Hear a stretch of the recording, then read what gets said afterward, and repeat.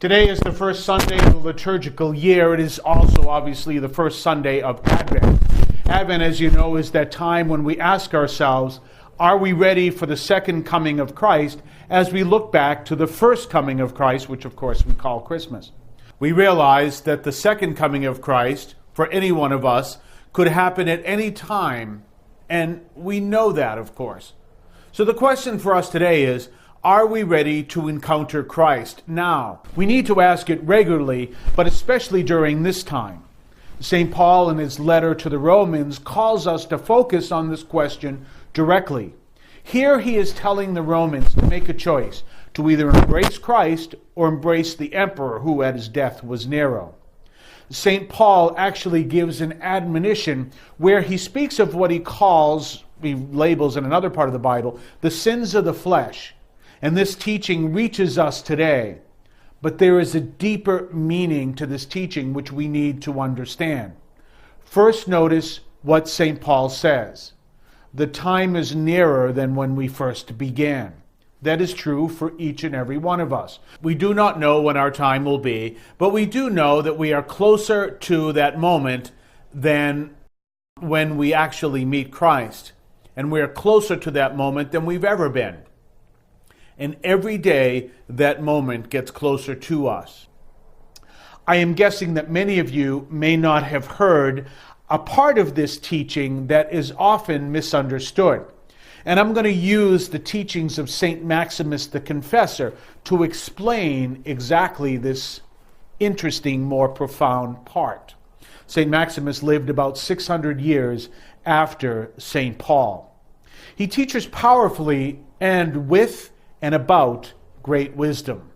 You see, many learned people think about sin in a way that we may have learned, and it's incorrect. Because we think about sin in the way we learn how life works in school.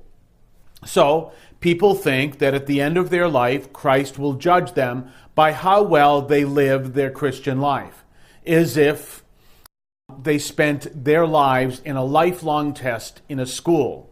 So they're left to think, will I get an A or a B or a C or an F? Will I go to purgatory or hell, or am I going to heaven? Think back to those days when you worried about your grades and whether you would pass or fail. For some, thinking back at that great anxiety was itself a living hell. So when we translate that to our relationship with God, it just gives us greater anxiety.